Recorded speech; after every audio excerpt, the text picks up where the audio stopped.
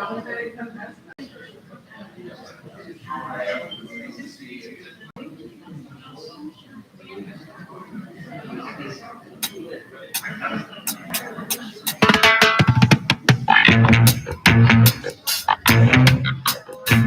it 6 now? It's not 6.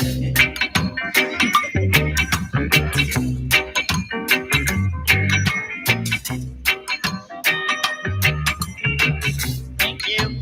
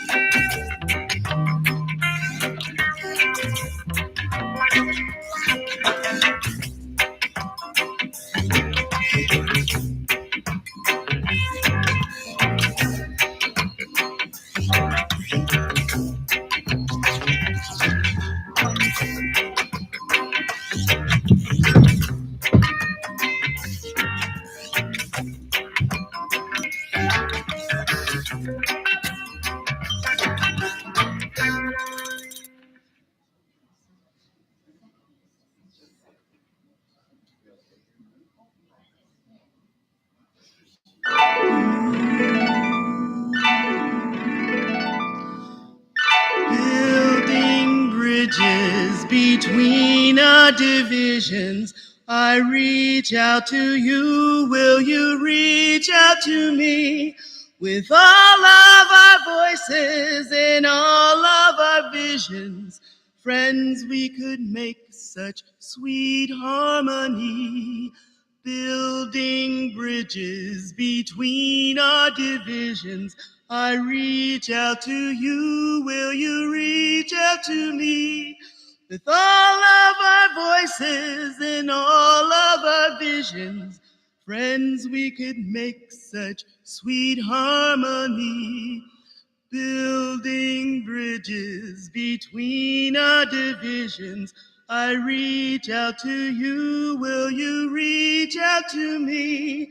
With all of our voices and all of our visions, friends, we could make such sweet harmony.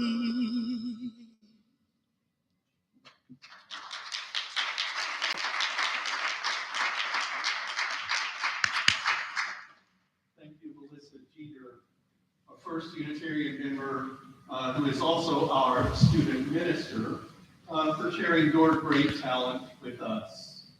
Welcome all. Let me shout. Welcome all to First Unitarian Church of Toledo. I'm TK Barger, and I'm the Toledo Unitarians senior minister. This is the third program of this type this year, organized by our Unitarian Action Committee. And I thank Judy Pascalis for doing the heavy lifting.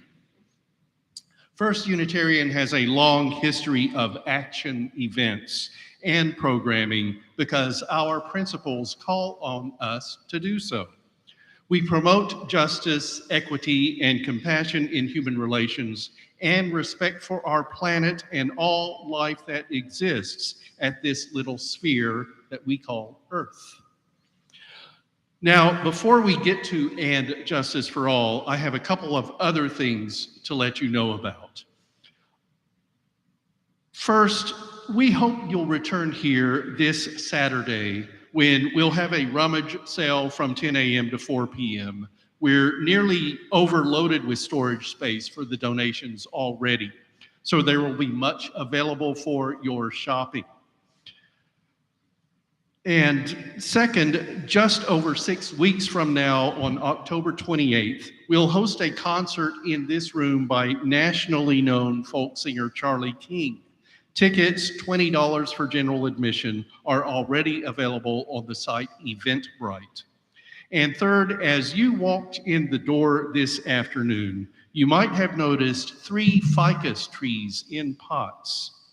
They're being offered free to a good home. So if you're interested, please take one home with you. And if there are more than 3 who want one, please work out who gets them peacefully. Finally, please visit First Unitarian on Sundays. We have spiritual forum, kind of like adult religious education, at 9:45 a.m. and our Sunday service at 11. And this week I'll be speaking on 8 months from now, and you could learn a bit about our congregation in my sermon then. And we have a good coffee hour after the service. And with all those announcements, I say welcome again, and we're glad you're here. Now, I'll turn the program over to the organizer of this event, a member of our church, Judy Pascalis. Thank you, Reverend. Robin, to start off, we're going to hear from Robin Jones. She's known professionally as She Speaks. She's a writer, poet, and hip-hop artist who developed a love of words at an early age. She Speaks has won many awards for her art, most recently Best Hip-Hop Artist named by the Toledo City paper. Robin Jones, She Speaks.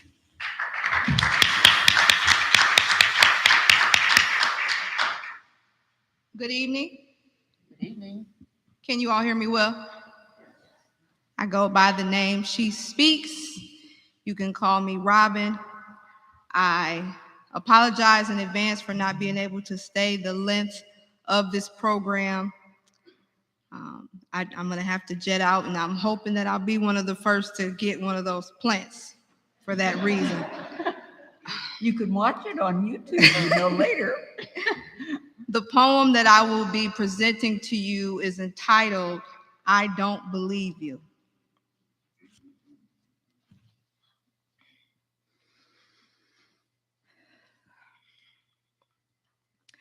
I turn on the news and see my people in crisis. Another black man slain, clearly dead, but handcuffed in the street, lifeless. And we get tired of it. Angry for the voices of the known and the nameless who screamed and screamed until they went quiet. But when we go to speak our truths, they remind us we only have the right to remain silent. Take to the streets to protest and get met with violence by those who've been sworn to protect. Too many colored folk gathering is always called a riot. Tear gassed and hit with rubber bullets, because how dare we act righteous? News comments say, play stupid games, win stupid prizes.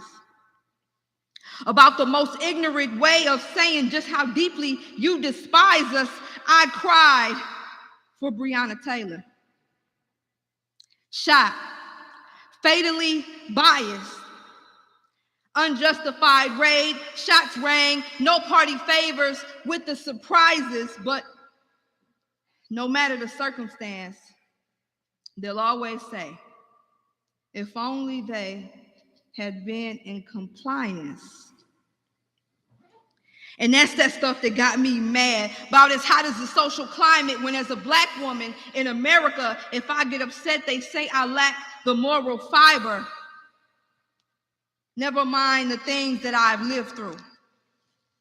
So I don't arrive in the places my mind went to when I was rejected, dejected, outlook is dismal, get no respect, only neglected, treated like I'm simple. No, I'd regret if I react, look the fool with you. I refuse to be a clown in your circus.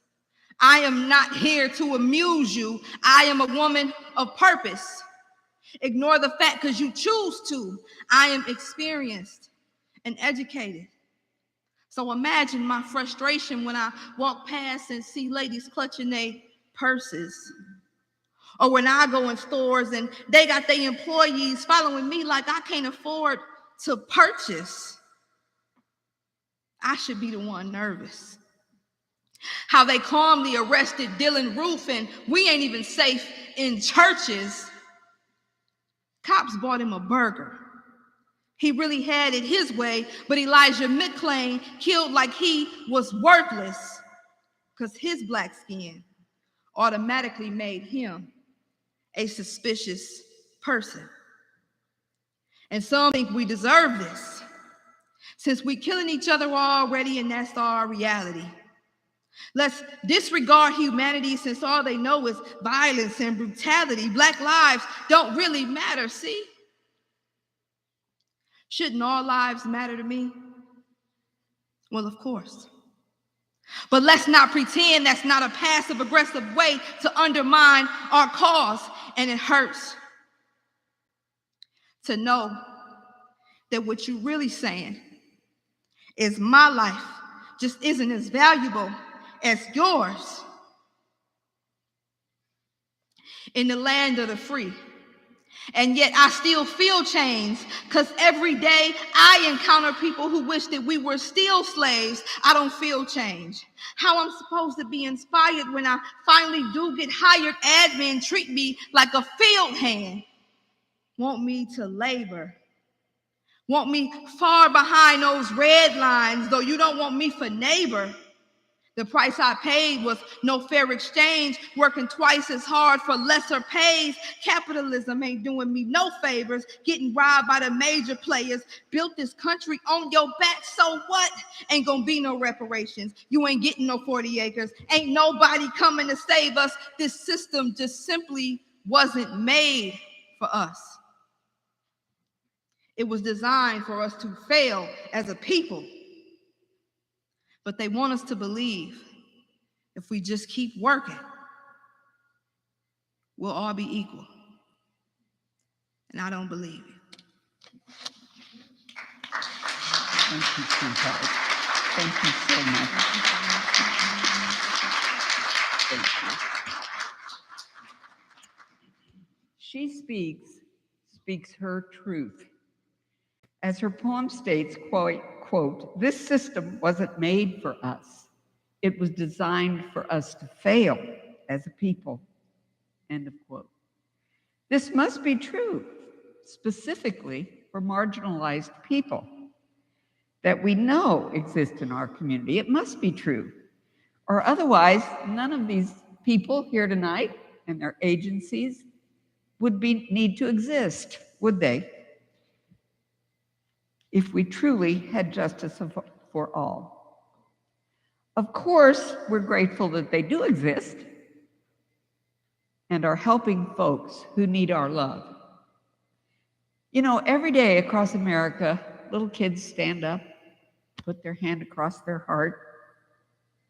You all know, they say the Pledge of Allegiance. You all know how it ends, with liberty and justice for all. Those last few words, liberty and justice for all, has been achieved fully for some, halfway for others, and not at all for many. That's why we're here this evening, to explore how we can help to achieve justice for all. It's been said that justice is the public face of love. What does that mean? Justice is the public face of love. I love my kids, I love my husband, I love my dog, my friends. I love pizza. What is love in the context of tonight's meeting? What is justice? We have a superb panel of people here tonight to help us understand how they try to deliver justice every day through their organizations and try to do a measure of justice for all. Each panelist is going to tell us a little bit about themselves and their efforts and what their biggest problems are for their agencies and what the biggest problems are for the people that they serve. And please, we want you all to ask questions at any time. We have two people on either side, I believe, to bring a mic to you. And just raise your hand and they'll bring the mic to you. And it's real simple. Just be, we're serious about this. We want this to be a discussion. And you can ask questions after their comments or after all three comments, whenever you want to.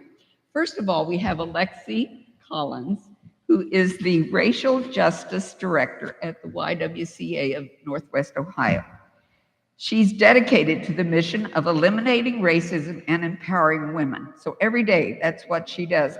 Explain that. Explain what you do, how you do that, and how those two goals merge and how they diverge. If they do, maybe they don't. Well, thank you for having me. Hello, everyone. So at the YWC, I know a lot of you know that we do a lot of work with women and we have a lot of women's programs, but a lot of you may not have known that part of our mission statement is eliminating racism.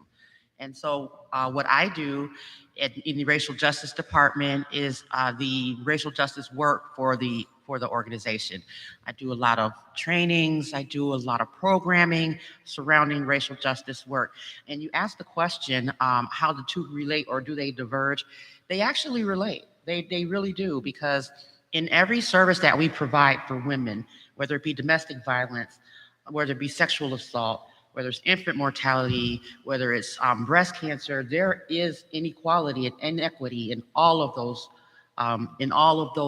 what do I want to say, instructional, like in institutional racism. And so the systems are not working, as we discussed earlier. The systems sometimes are not working when the infant mortality rate and the mother adverse outcomes for pregnancy are 3 times more, for Black women than white women.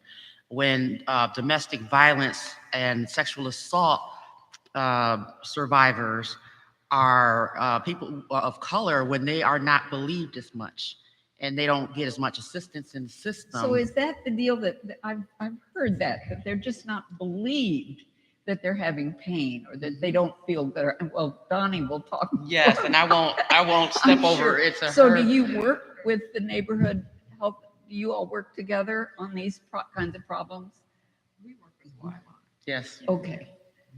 Okay. So I know you do have apartments down. Yep. How many years has that been? Several decades. It I has remember been when they were built. Yeah, they were built a couple decades ago. We also have the shelter, so the domestic violence shelter, and so even in all of those departments, the YWCA tries to make sure that we are being equitable and that we are addressing issues, that we are empathetic, that we are passionate about the people that we serve, and we look at everything through a lens of equity and social justice for everyone. Explain that a little bit, of the lens of equity. How does that work? People walk through the door. Mm-hmm.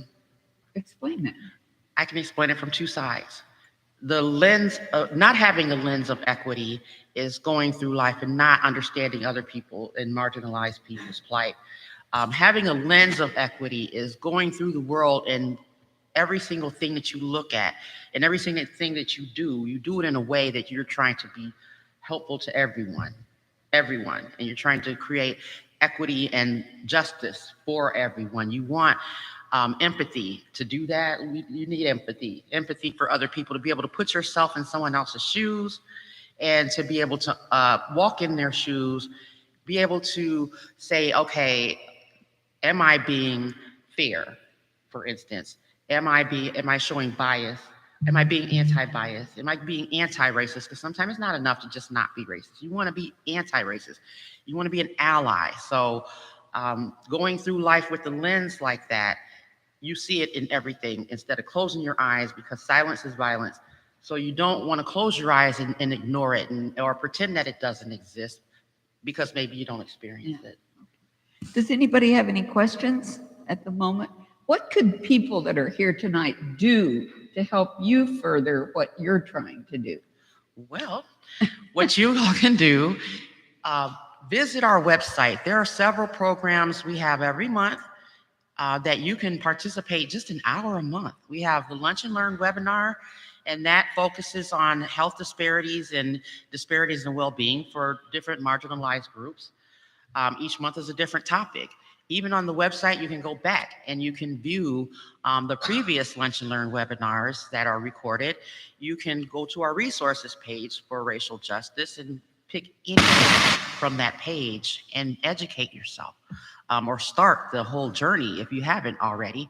You can donate, of course, because one of the things that we have a challenge that you asked about the challenges is sometimes racial justice work is just not funded. A lot of our other departments have people that fund, we're under construction, just did a capital campaign. But when it comes to the racial justice, a lot of people, even around the city that do this kind of work, we all have the same problem where funding is just not available. Okay. Thanks. Well, let's go to Donnie Miller, who is this. Oh, question. sorry. Great. Here he comes with the mic. That's Rich. Hi, Rich.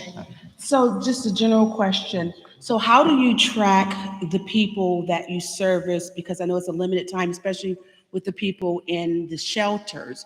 So how do you track to make sure that the services that you're providing are actually impactful? Because people don't live there forever and they go on and you hope that they're successful. So what does your agency do to try to make sure that what you're providing when they're with you is actually affecting change in their lives? There's plenty of follow-up and wraparound. So someone doesn't just, for instance, the shelter doesn't just come in the shelter, do their time in there and leave. There are plans put in place. There's a whole plan. Oops, I'm sorry. They come up with a whole plan, a safety plan, a life plan, a resource plan. So they, make sure they have all the resources. They make sure they have assistance. There's always the helplines, the volunteers, the advocates. There's a whole group of people that surround. And for like with our Healthy Connections, the director of the Healthy Connections keeps follow-up. She follows up and they have support groups. There's all kinds of things. When I do programming, I also follow up with more programming. And so once you do one of my programs, you'll get an email about other programs coming up that you can participate in, that you can even have for your own organization as well. Like I come out to do things for others. So Great question. thank you for that question. Thanks. There's a question.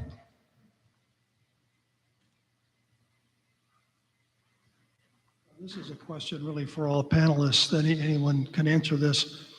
I'm curious how diet, lack of access to healthy food, and lack of access to health care impacts the health of Blacks, maybe women and children, because we know the mortality rates are much higher. I'm just wondering how you see those factors relating to higher mortality rates. Food, access, healthy food, diet, and access to quality medical care. Well, that'll go to Donnie Miller. That's your bailiwick, right? Donnie is the CEO of the Neighborhood Health Association. She's been there for a long time and Let's does. not tell them how long. Yeah, we won't. We've been around forever, both of us. So, I have anyway. So you can answer that question, I'm sure. Yeah. You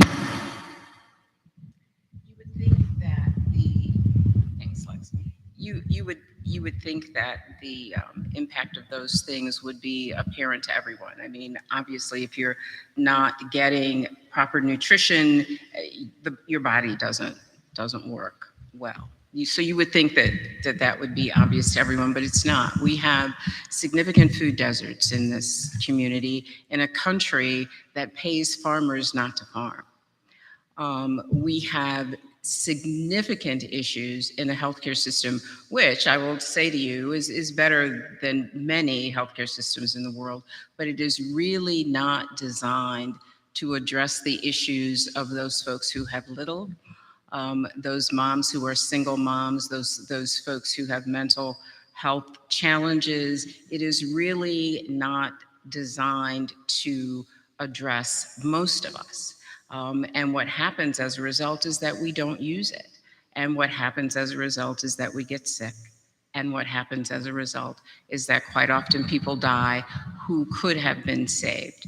When you take a look at what access to health, what the lack of access to health care has done to specific groups in this country, Black folks, brown folks, poor folks, for example, it absolutely breaks your heart. Issues that are treatable, illnesses that if only we had gotten them early, prostate cancer. There is no need to die from prostate cancer.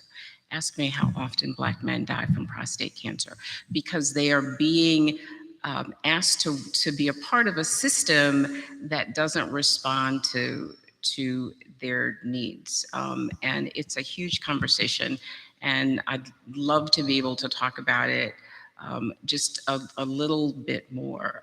You will see that the way the system is structured causes folks of color, pick any disease you want, and I can tell you that Black folks and Black women are dying at monumentally higher rates than anyone else. So what is the structure that you said it's the way it's structured?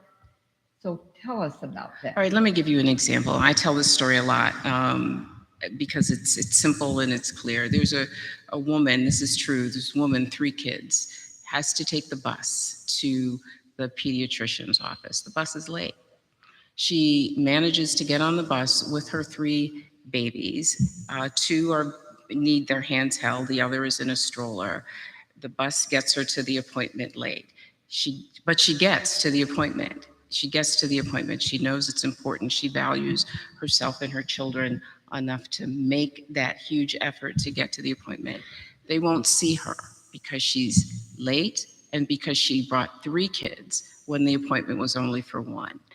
They look at her and they say, "I'm sorry, we can't see you today. You will have to reschedule." Really? Really? That is not a system that's designed to address the needs of the people who use the system. That's a system that's designed to do lots of other things. Let's make sure that our providers are being productive. Let's make sure that we're maintaining a schedule. But let's not do those things that ensure that that mom who got on that bus with those 3 babies and was late for no fault of her own has access to health care. So how does Neighborhood Health Association handle that type of situation? You know, I am so proud of where I work. I really am. And one of the reasons I'm proud is that this is really a grassroots organization. It was started in 1969 by a group of Black folk in the central city who were tired of watching their neighbors die because they did not have insurance. You know, there's this myth out there that poor people are lazy, that they don't pay their bills, that they're not proud. I grew up in a family of Black folks who worked the land in Louisville, Mississippi. I was born on a kitchen table in Louisville, Mississippi, delivered by a midwife because there was not a doctor who would deliver Black babies in Louisville, Mississippi. And I have never seen a group that is prouder, that owns their lives in more significant ways than people of color and poor people. Poor people are proud people, but for some reason, we have this system that lessens them, that diminishes them. The Neighborhood Health Association was founded by a group of people who said, no, we're not we're not owning that. We are going to make sure that the people in the neighborhoods that we serve have access to care. It started as one site sharing space with Planned Parenthood and all volunteer staff. Every Black doctor in town who was around at that time volunteered his time at Neighborhood Health Association. We now run 17 sites. We run our own pharmacies, labs, family practice, pediatrics, cardiology, dental. Yes, we run 3 dental clinics. We are building a new pharmacy downtown. Our staff, when we are fully staffed, is over 200 folks. We do it, you need it, we do it. We only require that you pay what you can pay. Our focus these days, it used to be that we just ran clinics. And then one day I thought, no, we do more than run clinics. We teach people that nobody is coming to save you, that you have to own your life, that you are responsible for your health care. Larry Sykes is here. He is the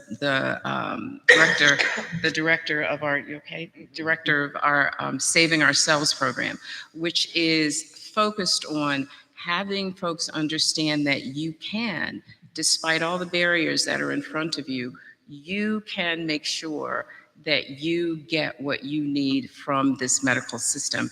In fact, you have no choice. You have no choice. And so that's what we do. And we are a no judgment zone. If you have an issue with anybody, you can't work at NHA.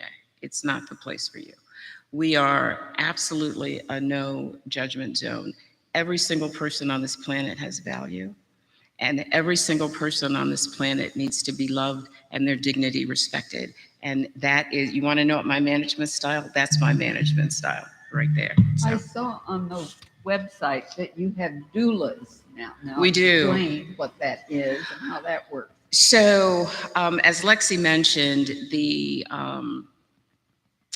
infant mortality and morbidity rate among Black women in Lucas County is equal to that of some third world nations.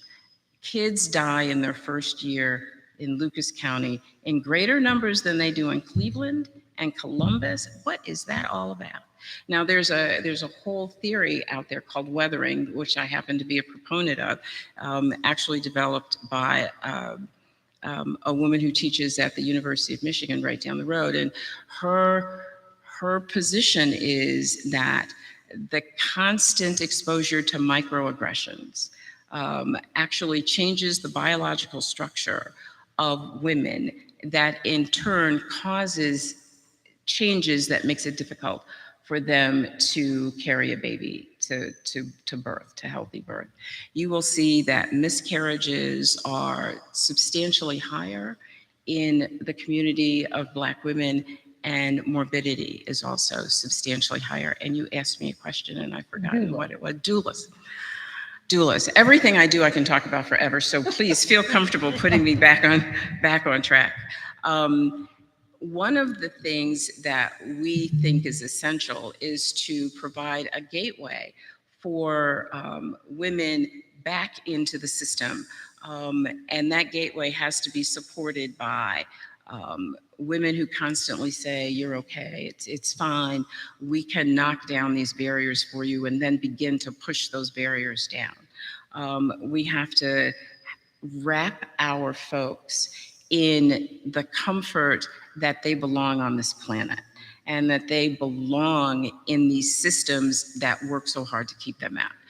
Doulas do that. Doulas are that barrier between the doctor who comes in and throws lots of big words at you, like you understand what the heck he's talking about, and you know, that spirit that calms you to get you through the process of childbirth. I will say this with no offense intended to men in this room: if you haven't done it, you don't get it. That's just all there is to it. There is nothing like it.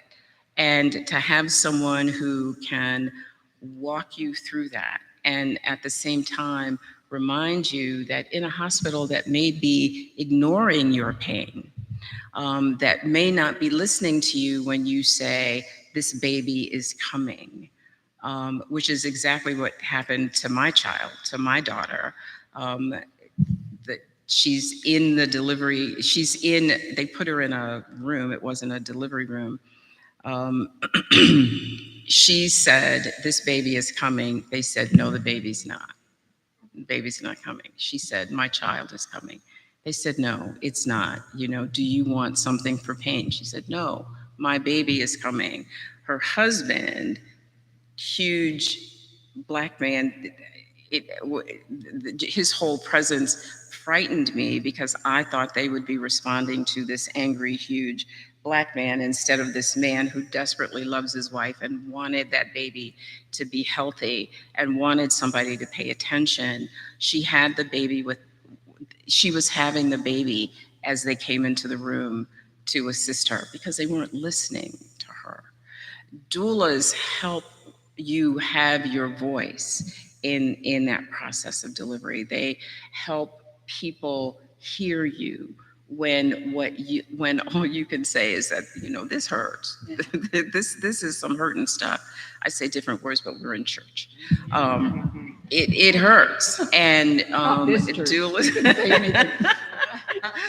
So doulas help with that process. They are not fully accepted as they should be right now in their skill set, not fully respected. We are not allowed to bill for doulas yet, but Paula Hicks Hudson is working very hard to change that on a state level. So doulas are, it's sometimes what works is what's always, or what used to work 70 years ago is still what works today, and doulas are an example of that. Okay, we got to go back to this business that Lucas County is the worst ever. So you talked about the microaggressions. Yes. So we're worse here about microaggressions than Columbus or Cleveland. And what the heck do you see? Explain that. I don't necessarily, Judy, think that I didn't mean to say that we were worse. There are lots of things that go into causing women to have unsuccessful births. It is diet. It is access to care. It is, microaggressions is a big deal. Genetics. There are lots of daily things. Life microaggressions? Microaggressions is daily life for some of us. It's not daily life for all of us. It is daily. When you are a person of color, you learn to wade through the trash, through the mud. You have to, if you're going to have any kind of life and get through the day. It is not a choice. So what do you do when somebody looks at you disrespectfully, or when you're in an emergency room and you have sickle cell disease and someone is saying to you that what you are actually doing is pain seeking, is drug seeking? What do you do? What do you do? You figure out how to push it back so you can get to where you need to go. But like everything that happens to us, it finds a place in the seat of your soul, and that is where it sits, and that is where it festers. So microaggressions happen. They are a series of aggressions that are not necessarily in your face kind of aggressions like She Speaks talked about. They are more those things that sort of crawl up your arm, and you keep sort of pushing it away until one day you just can't push it away anymore. Okay, so what could people hear? Can we do anything to help with anything you've talked about? I have to say that I think if you were in this room, you probably are doing lots of things to help. I think that the folks that we need to be talking to, as always, are not present. But one, I am a big believer in kindness. You don't have to like me. You don't have to like my politics. But you know what? If we are just respectful to each other, it goes an awful long way.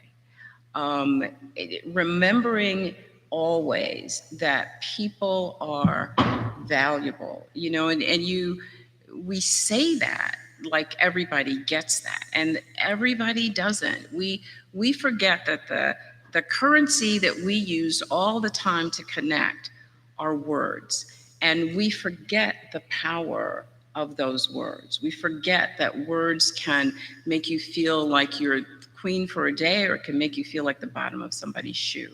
And I think just remembering how we are dealing with each other, and at the same time recognize, as corny as it sounds, if I cut you, Manos, and you cut me, we're both going to bleed the same color. It just, all of the other stuff is made up stuff. It's just made up stuff for political reasons, or based on the frailties of human beings who feel more often than not that in order to be valuable, they have to make somebody else less valuable.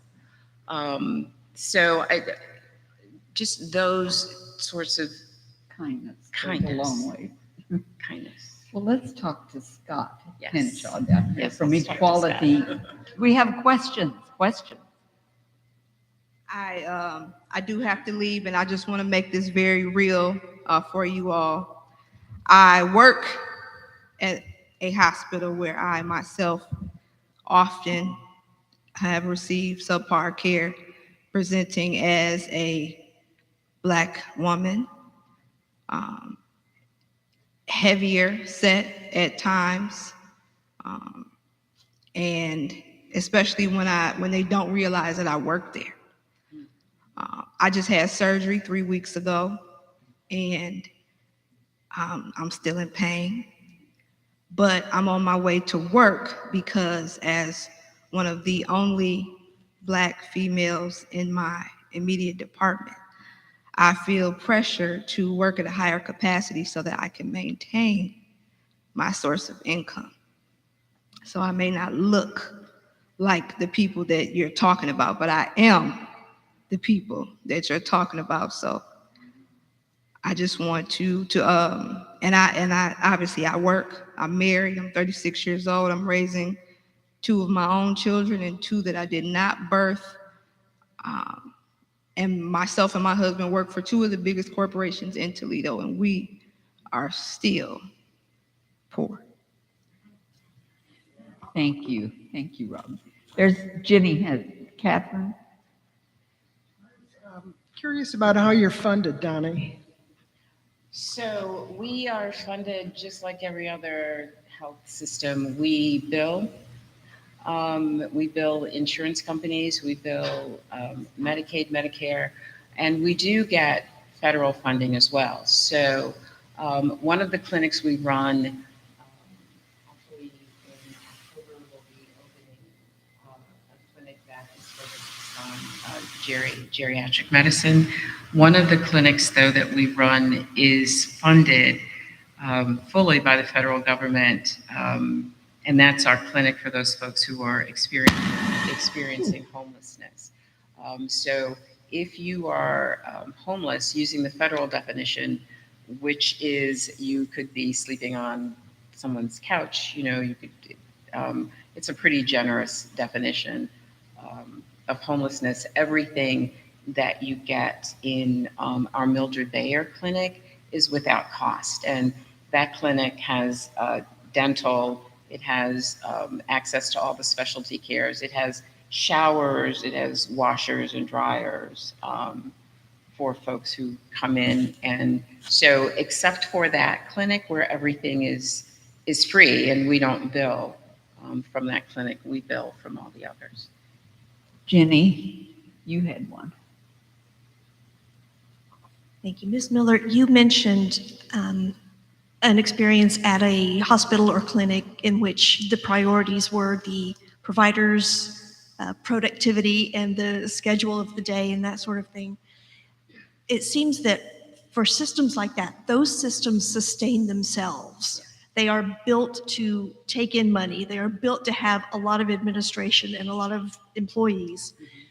And organizations like yours that prioritize the rightness versus the system, they seem like they can sometimes be difficult to sustain. It seems like money is you're not being able to count on money year after year. The employees tend to get burned out. This has just been my experience. Is there any sort of connectivity or system in place that will allow these more grassroots, smaller organizations to sustain themselves and be productive into the future as well? Or does it just depend on how much energy the 4 people involved right now can give? Well, see, it's all of that. Thank you for that. Thank you for that question. First of all, I think it's important to understand that if you're going to deliver medical care, there are some things that are important. Schedules are important. We have a schedule. We just manage to fit people in. When an appointment runs short and we have 10 extra minutes, we get somebody in. Or we say to people, our providers will stay. If you're late, our providers will stay, and we will get you in. So systems are important. It's when the system becomes more important than the patient. You need to take a look at the way you're delivering care. Smaller organizations are always going to struggle. And I think that is because, my opinion only, it is because our politics around social issues are more about vote getting than intentional action. If you intend to change a system, you dedicate the resources that those systems need in order to change. You dedicate those resources for the long haul, and you make it a part of your ongoing priority. So if you really want to make sure that organizations like CASA are sustained, or organizations like, pick one, there are a Kitchen for the Poor, pick one, then you make sure that those organizations have the resources that they need. We have a responsibility, those of us in this room, to hold our elected officials accountable, to stop being swayed by the words that we hear instead of the actions that we see. And until we take our responsibility seriously, these things are not going to change. I'd like to add one more point to that one. I promise Judy it'll be quick. Because Scott wants to talk. He's not going anywhere. I can. Thank you. Thank you. You asked closer. Better. You asked earlier there it is. You asked earlier what people can do. Advocate for changing neighborhoods. When you change neighborhoods, you change lives. When we should talk at some point about the intentional segregation of neighborhoods by elected officials for as far back as you can remember, the intentional segregation of neighborhoods that resulted in disenfranchisement of those residents in those neighborhoods, the lack of resources in those neighborhoods. Think about the National Highway Act that cut through neighborhoods, deliberately dissecting those neighborhoods and cutting them off so that the people on this side of the highway had the better schools and the better access to healthcare, and the people on this side of the highway did not. An intentional act by a politician. It was a political determinant of health that occurred when that National Highway Act was put into place. I can give you dozens of examples. Change neighborhoods. George, he will tell you. Change neighborhoods. Change neighborhoods. You change the world. And I'm not talking about, and this is it, I'm not talking about neighborhoods that are purposefully integrated. When you do that, what you've done is that you've said the bar is whatever white folks make the bar to be. Like, you can't have a successful neighborhood unless you have white people in the neighborhood. That can't be the rule, because that minimizes anybody in that neighborhood who is not white. The bar needs to be that every single neighborhood should have solid economic development. It should have solid housing. It should have solid resources. Schools. It should have solid education, all of those things that it takes to make human beings whole and happy. So, and I'm done. Okay, All right, Scott. I'm done. Scott Henshaw. He is on the board of directors of Equality Toledo, and he's also, Scott, tell us what you are with United Way, because you told me, but you tell us.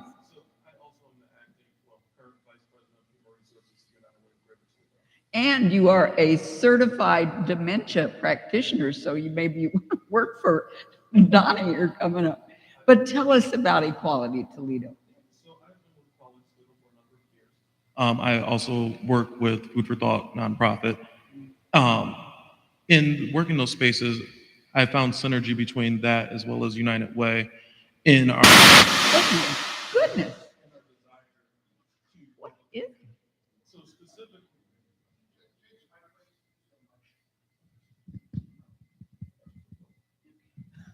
So specifically for Equality Toledo, coming on board and the board of directors and acting as the vice chair, I have redeveloped our education program. We now offer allyship training to businesses in the Toledo, Lucas County area. We also offer safe space training. And through that process, worked with TPS to offer safe space and school training, offering that to teachers and administrators so that way they can then provide safe spaces to students who identify as LGBTQIA plus or affirming, et cetera. And then we have worked with agencies such as Lucas County Developmental Disabilities as well, and ensuring that the people that they serve can be helped equitably. So besides that, in my work at United Way, one of our driving factors is our DEI work and ensuring that we become a reputable DEI source in Toledo. Yes. So DEI is diversity, equity, and inclusion.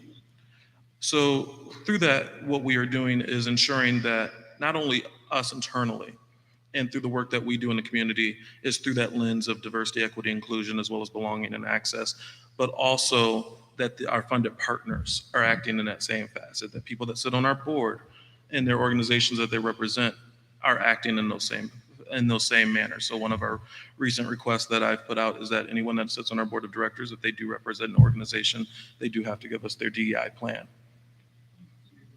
Their what plan? Oh, Probably now that I've heard you all, any of you can answer this. I'm going to say in the last couple of months, at least 6 men have come to me and said, where do I go? Because I am part of a domestic abuse situation in reverse. you can answer that. Okay. They can go to the YWCA, because even though we do, empower women, the domestic violence shelter and the domestic violence services, sexual assault services are not just for women. We do serve men, and we also serve, it's anyone, everyone with compassion, LGBTQIA, transgender, any gender, non-binary, men, women, we serve everyone. So if they are having that situation, they need to call the YWCA. Well, when you call the 419-241-3235, and that's, the number on the website, just call that number and they'll be directed.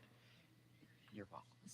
God, I wanted to ask you, you said training of allies. How, explain that. What do you do? What would be a program that does that?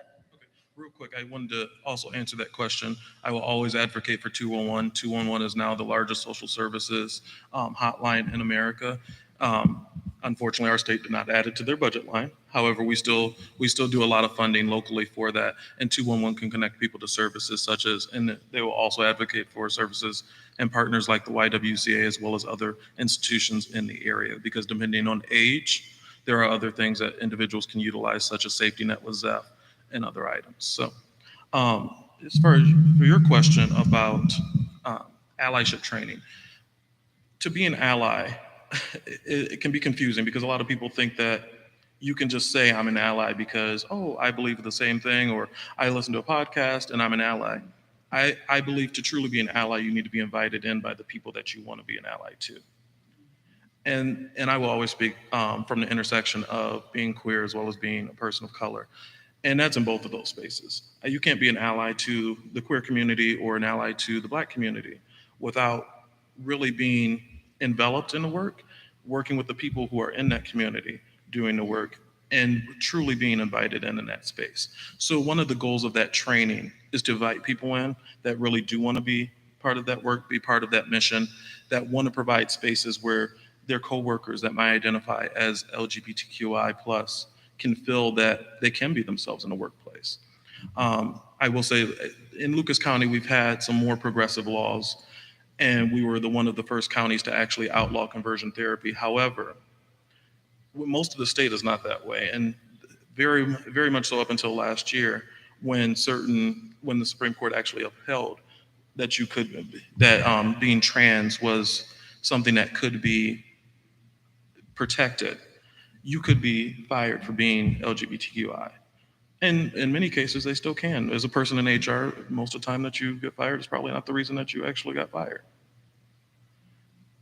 And those kinds of aggressions, and not even microaggressions, they cause all sorts of just health problems, not just emotional, but physical, correct? Well, when you think about a place that you spend half of your day in your workplace, it's not only health that's affected, it's your mental health by all means, but also your output.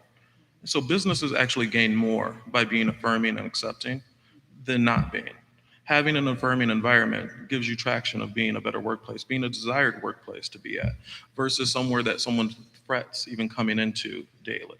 So does Equality Toledo make that pitch to companies around town, and that, hey, it'd behoove you to... Well, the thing is, we don't want any company just saying that, oh, we took this training, now we're affirming, because you're not actually doing the work.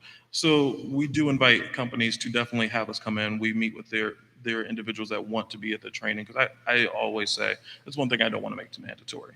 Because when you make it mandatory, you sit there, people get their CEUs, and they're like, I'm affirming, but you're not. But you had no desire to be there. I want the people that desire to be there. And it really comes down to a culture change in a company. A company has to desire to want to make that full-on change, to be affirming in all regards, whether it be to people of color, to people that identify as trans, non-binary, et cetera. So while we can offer this, and that is one step forward, the companies have to be willing to do the work. And what we do is we also vet companies.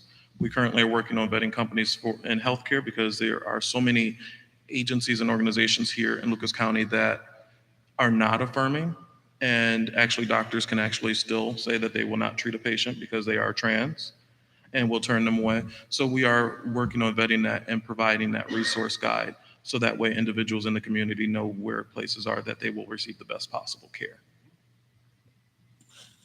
There's a question. Oh, there's one. Okay. Do you have a list of those doctors? So I wouldn't want to go to one even if I wasn't, you know what I mean? So unfortunately, I don't like to blast doctors that post unsavory things and promote Chris group chat, but but we are working again on that resource guide that will be on the Equality Toledo website, which is equalitytoledo.org. And we will have those affirming organizations. Currently, we already list affirming spiritual organizations, such as this church, and then other churches in Toledo space that offer services that are open to all. Yes. Hi, my name is Colette Corda. Okay, again. Anyway, and I want to make sure, I want to welcome everybody. My question is this: we just passed at our church the 8th principle, which is trying to, let me see if I can get this straight, to dismantle racism in ourselves and in our institutions and other oppressions. And I just want to make sure that as we move forward in this venture, that we're not just being performative, like you say, the DEI, diversity, equity, inclusion. So many people go through trainings and they think they've got it. So I guess, speaking to, I'm a white Hispanic, my father is of color Latin, so I'm half Indian and white and German. So I'm kind of a mix. So I have witnessed a lot of racism in my life, even though I am white Hispanic. But what do you think that white people don't understand in terms of that process? That's a extended question. I think it's a lack of understanding of how these institutions have been built up to constantly suppress and oppress individuals. I think it's not just tearing down the systems, it's understanding why they were there to begin with and then working to remove and dismantle the things that have then come from that. I don't think we can truly move past so much of this until we do fully take on that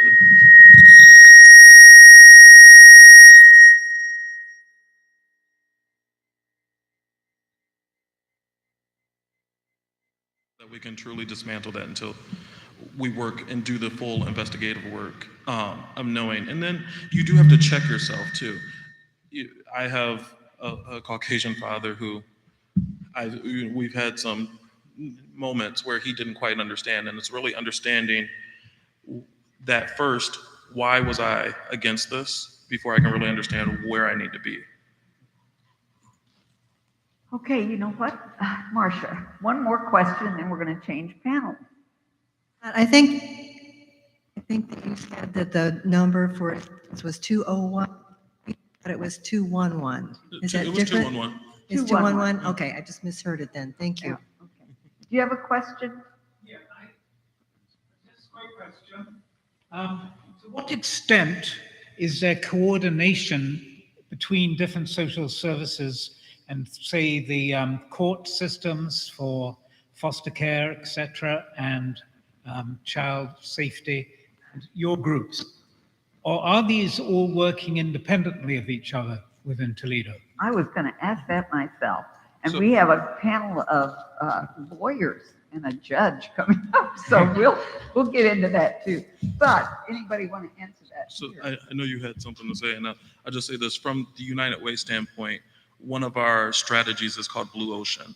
And what it is not encroaching upon areas of service that someone else is already doing that, but being a better connector between area organizations. And that's why we do have partner agencies such as the YWCA, and ensuring that we're not doing this, not making work duplicative, and that we're working as better collaborators, because the only way we can truly help everyone is to be better collaborators. Because I think prior to the pandemic, there were some 4,800 nonprofits in Lucas County, most of which were doing duplicative work and absorbing the same amount of money.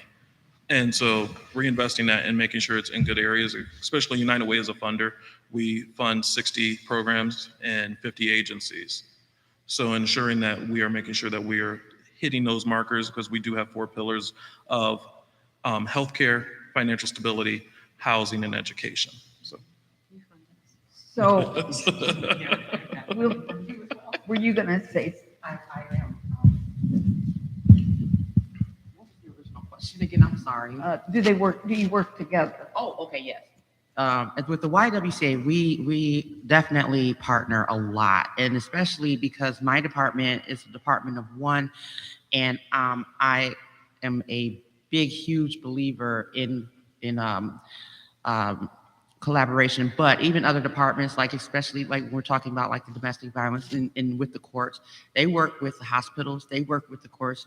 There is we don't work in a silo, so we definitely work depending on what the program is and depending on who we're serving. Try to always have partnerships and collaborations. So yes.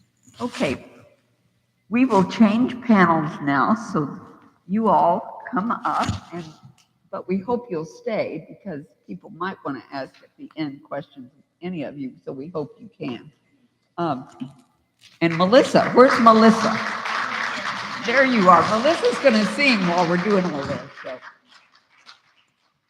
Thank you so much. This song is Ella's song. The lyrics and music are by Bernice Johnson Reagan. And if you know the chorus, please feel free to sing along. We who believe in freedom cannot rest. We who believe in freedom cannot rest until it comes. Until the killing of black men, black mothers' sons is as important as the killing of white men, white mothers' sons. We who believe in freedom cannot rest. We who believe in freedom cannot rest until it comes. That which touches me most is that I had the chance to work with people, passing on to others that which was passed on to me. To me, young people come first. They have the courage where we fail. And if I can but shed some light as they carry us through the gale, we who believe in freedom cannot rest. We who believe in freedom cannot rest until it comes.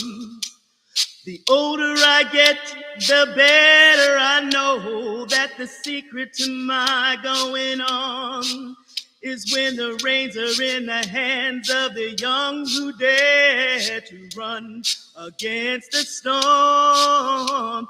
Not needing to clutch for power, not needing the light just to shine on me. I need to be one in the number when we stand against tyranny. We who believe in freedom cannot rest. We who believe in freedom cannot rest until it comes. Struggling myself don't mean a whole lot. I've come to realize that teaching others to stand up and fight is the only way my struggle survives. I'm a woman who speaks in a voice, and I must be heard. At times I can be quite difficult. I'll bow to no man's word. We who believe in freedom cannot rest. We who believe in freedom cannot rest until it comes. So much. And we get to hear her a lot because she goes to our church. So we're lucky. So here we are, another panel, lawyers, all of you. No, but you work for people in law, with law. So that's, I always say when you walk in the room with the lawyer, they're going to pay attention. So that's good. So we have Judge Timothy Kuhlman. He's a municipal court judge. He was recommended by Joe Moran, who's of our church, because he said that you do your sentencing in a rehabilitative manner, not just punitive, or maybe not even punitive, I don't know. So I want you to talk about that, because I think maybe many of us never even thought of that a judge could do that sort of thing, and maybe that's just my ignorance. But anyway, you explain, please. Okay, so I work in Toledo Municipal Court, and we handle misdemeanors versus felonies. The difference is basically less serious, but in Toledo Municipal Court, we also set all bonds for all felonies. So that the cases come through our court first before they get transferred to municipal court. So the specific question you're asking is punitive versus rehabilitative. So punitive means basically putting somebody in jail to punish them for the crime that they committed. And we certainly do that.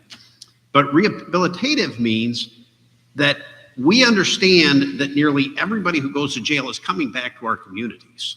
Certainly on a misdemeanor where the maximum penalty is 6 months in jail, but most people who are in our state prison in Ohio are going to be released in the next year or two.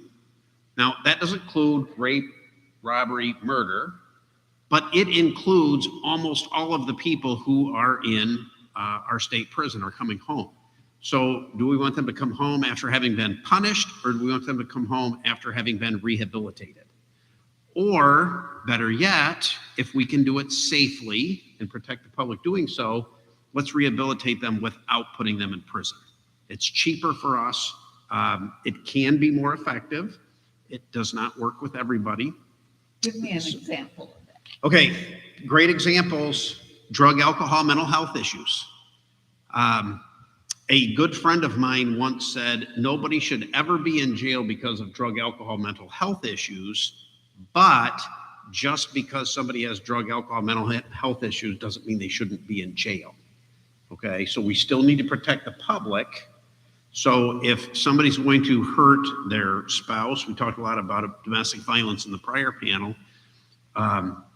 If somebody is abusing their spouse, but we aren't concerned that there's a risk of serious injury or death, we can leave that person in the community to address the drug, alcohol, mental health issues that's leading to that abuse, and address the batterer's mindset that's leading to that abuse. So we'll send people for batterer's intervention programming, which is a 26-week program. I believe it's 3 hours a day for 26 weeks. So it's a pretty significant program. Who runs that? So Family and Child Abuse Prevention Center, Lutheran Social Services, Providence Center in South Toledo. There's a number of different organizations. Does YWCA run a batterer's intervention? I don't think you run a batterer's intervention program. But lots of different community organizations run those, and our court will work with any of those appropriate programs. So our community is better off. The children who witness the violence in that domestic violence relationship are better off if the person addresses the batterer's problem, addresses drug, alcohol, mental health problem, and becomes a good parent. Right.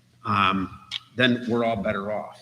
Now, we use a tool called a lethality assessment that measures a whole bunch of evidence-based issues to determine whether typically the woman, I mean, we can have men who are battered, but it's 99% women. If the person is at serious injury of serious injury or death, that's not going to be an option to say, okay, let's put you on probation and do batterer's intervention. That person needs to go to jail to protect the victim. And then while that person is in jail, the victim can make safety plans, move. We can start addressing some of those issues in jail. We don't have the ability to do batterer's intervention in jail, but we can look at those things. So I also heard that with women that have been trafficked and become prostitutes, and then they're picked up for prostitution, I guess, that you what do you do with that? Help. Okay, so victims of human trafficking can many times be identified by the crimes they're charged with. Yeah. And a lot of that is solicitation, it's drugs, it's theft. Traffickers get people hooked on drugs so that they can control them and traffic them. And they get them to steal for them. Of course, the sex trade is a moneymaker for traffickers.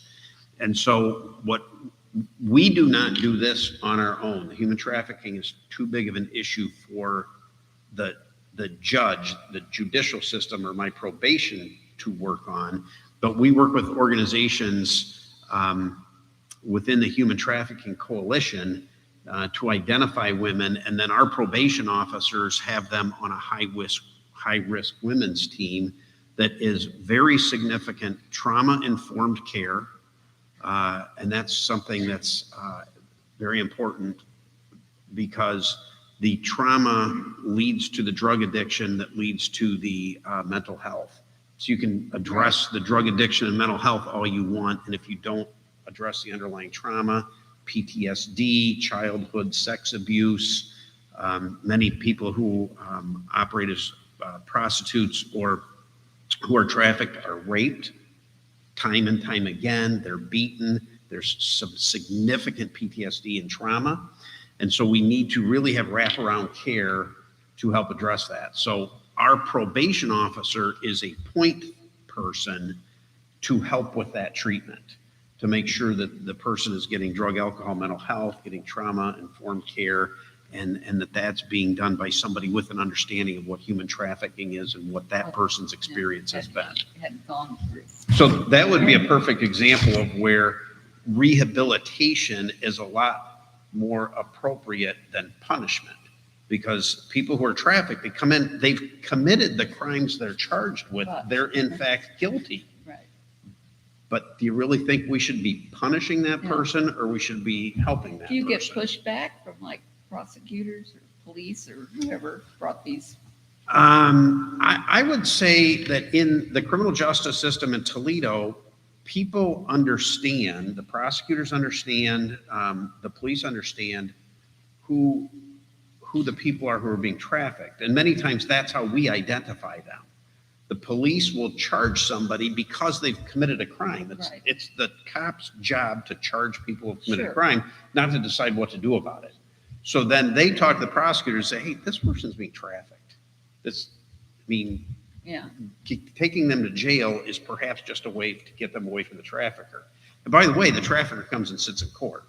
The trafficker goes to the bondsman, bails her out of jail so she can get back to work for him. I mean, that sort of thing happens. And the police are the ones who many times will bring that to our attention and say, hey, something different needs to happen here. So there is not pushback. Now, a lot of times our offer of help, our offer of rehabilitation is rejected. That happens. And then we have to decide, is it time for punishment, or, how serious is it? What do we need to do? Okay, any questions at this point? Yes. I've been waiting for the lawyers to get up here. I have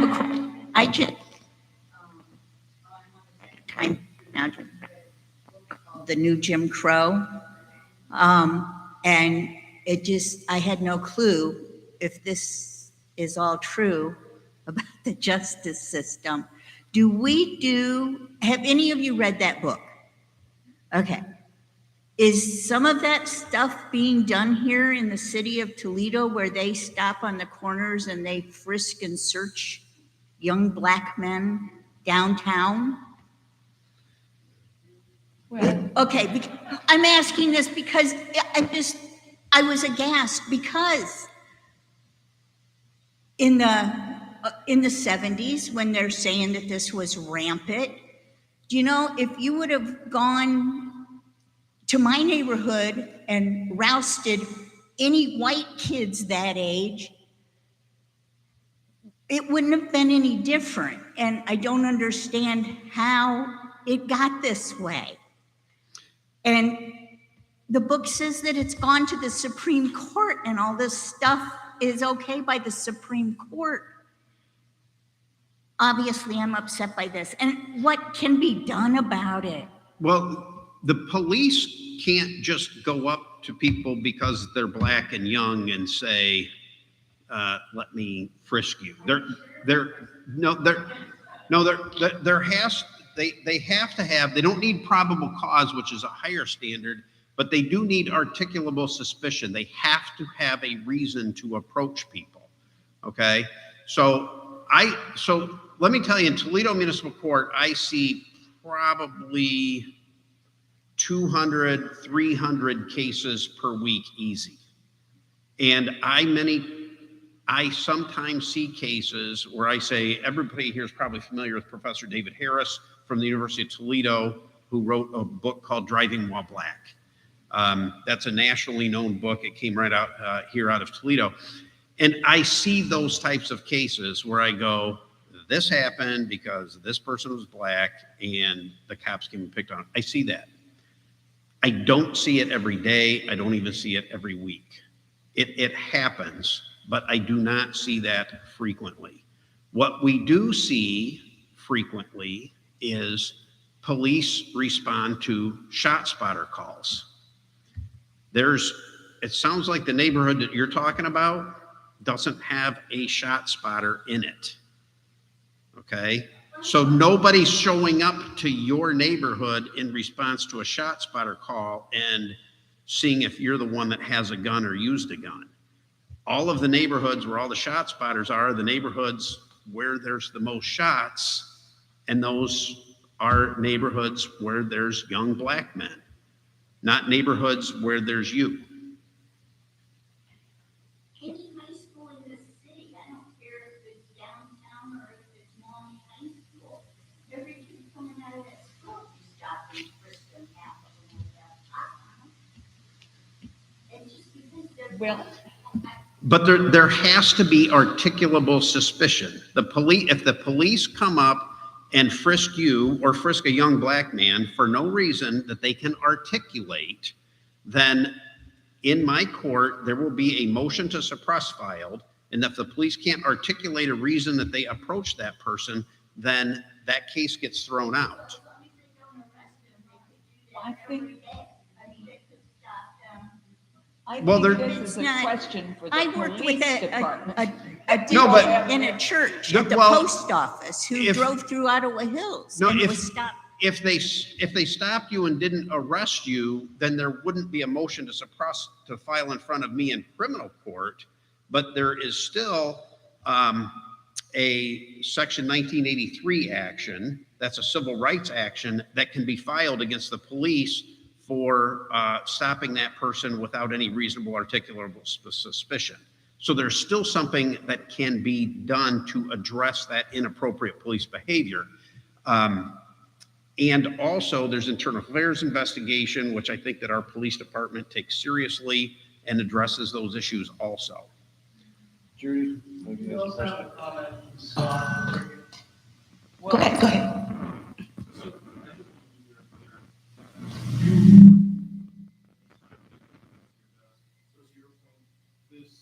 As a man of color, this does happen.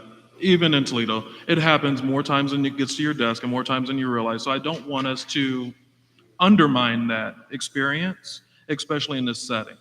I know on average, I'm going to get pulled over for a yellow light at least 4 times a year. And even though the light was green, I'm getting pulled over for it because as soon as they run my tags, they see the color of my skin. So I don't want to undermine that. And while we are doing good work, and I appreciate the work that you're doing, this is not to undo that. This is to understand that there is an inarguable experience that is called the Black experience in every space. Okay, I wasn't answering whether it happens. I was answering whether it was legal. Yeah, and what I was saying is there has to be I think- articulable suspicion. I think that's where the divide is coming because she was having some confusion, it seems, about with the spaces and if this happens. And yes, it does happen. Is it legal? No. And is Judge Coleman's court working against that? Yes, apparently. And Scott, I think it's important that we hear you. Yeah. You know, it's really, really important that us white folks hear what you're saying. And Alexi, you clapped for him saying that. It happens. And we need to hear that, you know, because often we just dismiss it. Doesn't happen, or they're making it up, or who knows what. I just want to let you know, to answer your question and everything, from a person who experiences that type of thing all the time point of view. There has never been a black man that I know in my whole entire life that doesn't get pulled over all the time for the dumbest things. It could be someone spit gum out the window, got pulled over. Someone didn't have a light on their back license plate. Who does? Broken tail light, suspiciously. Or, usually they'll, okay, so there's an example one time where my significant other was pulled over on the way from working his festival at his job of a block party with Salem Lutheran Church at the time. And He came to pick me up from work. It was a Saturday. And he pulled up in the parking lot, and there were literally 4 police cars behind him. They pulled him over because, get this, he didn't turn on his license. He didn't turn on his turn signal within 150 feet of the light. And so when they're talking to him, they always make them get out of the car, and they always find a way to search the car. Rights violated all the time. And so when they do that, then they find the probable cause because they made up something in the first place to do it. And then when they find something, if they think they find something, because you're searching so hard all the time and profiling young black men, of course you're going to find stuff on them more times. And so then that's how a lot of black men end up in the system. So I just want to let you know. We really need to hear, and I want to hear, but brief, because we have 3 people that came here tonight. Thing about stopping black men is rooted from slavery, okay? So by example, what you do is you keep doing the same thing over repeatedly, where you make that black male feel uncomfortable, questionable about everything that they do. And it's sort of like putting that person down and beating him with the whips and stuff. It's to send that message. It may be that the person that it's happening to, they're the one who are harmed, but all the other people who are seeing it is sending a message that sticks with that person. I have not a young black male, but I have a black male. My mother lived on Stonegate, 1 block from the quarry. And every time my son traveled, because he would walk from where we lived at near Cheyenne, and he would cut through over there by the golf club, he would be stopped. And one day they stopped him, and they then followed him to my mother's house, knocked on her door, said they saw him go in, and did she own the house? So the message repeatedly sent to people of color, because it's a lived experience, is that it's going to teach everybody else. And in the day of social media, we see these incidences occurring at a phenomenal rate with black men, young boys and whatnot. I'm sure some of the men here probably had some lived experiences too. So it's hard to articulate what it's like to be an African American, male or female, living in the United States of America, where everybody says this is the home of the free, but really we're truly not free. And the examples that we are shown every day is those type of incidents where people are being stopped for no reason whatsoever, other than to send the message, you're off your plantation without your papers. So it's that continual narrative that we're not to be trusted. We're everything but good. Right. Everything about being black is nothing good about being black. And thank you for saying that. And we really need to hear that. I believe you. Testing, there we go.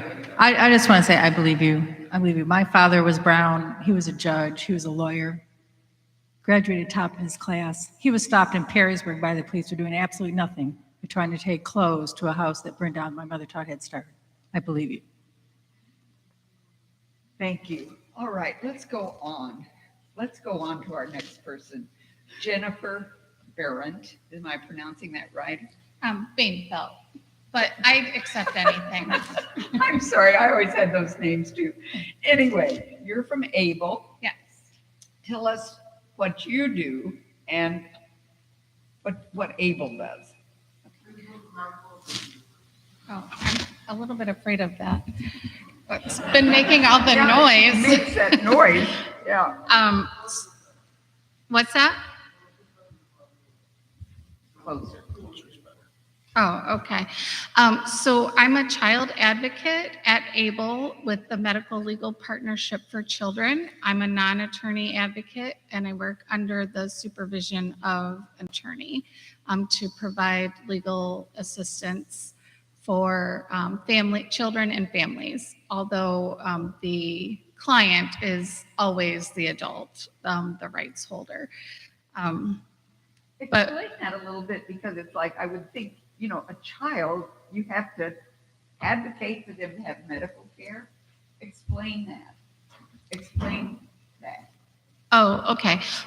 Well, as several folks here earlier have discussed, the ability to get health care and to have access to health care is not the same for everyone. And many of the referrals that we receive from medical partners are for children who have been denied, health care, whether it be durable medical equipment, whether it be prescriptions, services, et cetera. But we also have a lot of situations in which I think Donnie was talking about the late arrivals of transportation and then other practices not taking those appointments or not taking those children. So we have situations where people come to us because they have been removed from a practice because they have not been able to make all of the appointments or they've been late to too many appointments, but it's always been an issue of transportation and Medicaid transportation. So how do you help with that? So typically we will work with medical partners and providers to explain the situation, to work around it, and also to get the child back into care, because of course you want the child to be getting care. So our first goal is to get the child into the care that they deserve. But then we will also work on the transportation issue through, say, the Department of Medicaid, the Ohio Department of Medicaid. We will talk with them and do what we need to do to make sure that they're upholding their obligation to provide Medicaid transportation for those folks who need it. Because just having it on paper, saying that we provide it, is different than actually being able to receive it. So we would do advocacy on that end. And just filling out the paperwork. Well, I mean, yeah, that's probably how you spend most of your time, is filling out paperwork. Yeah, there's a lot of paperwork and there's a lot of back and forth, but there are different levels of advocacy that we do, so it may be just maybe some advice to the family, to the client, advice and counsel. It may be full representation by the staff attorney. It may be systemic, more broad-based advocacy so that it would impact more than just one client, but on a patient population or a group population. Do you work with schools? Is that part of what you do? Yeah, so in the Medical Legal Partnership for Children, we provide services in all areas from access to healthcare to access to education, and also a lot of disciplinary issues, school push out, things like that. We also provide public benefits, legal services, and support. I remember a few years ago, maybe 2 decades now, but ABLE won a lawsuit that schools had to provide. What was it? What was it? You know that case. I know you know that. Well, there are several. But I remember that one, that the schools had to provide special education needs for behavioral problem kids. Yes. And I remember that clearly because I had one that was that way, that, the child was not getting, just getting punished. Correct. Not really getting help. Right. So there's a law as part of the IDEA there's a part of that law called child fine, which requires school districts to actively seek and find children within their district who are in need of special education services or who they suspect have a need and would qualify for special education services. So what you're talking about was actually an MLPC case that they brought regarding child find against the public school district because a lot of the students who had behavioral needs were being punished and getting disciplinary action rather than support for their disability. Do you go with parents to these IEP, I hate acronyms, but Individual Education Plan, I think it stands for.